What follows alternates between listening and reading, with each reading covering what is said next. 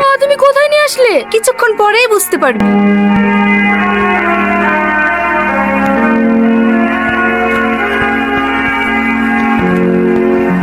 Sorry মাসি, একটু আসতে দেরি হয়ে গেল।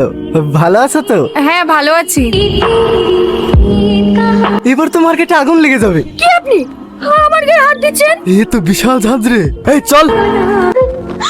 চল চল আমাকে।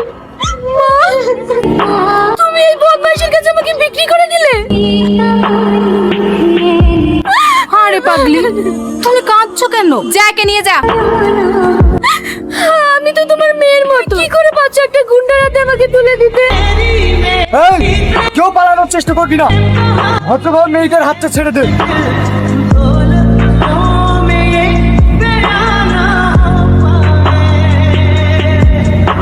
আপনিও চলেন।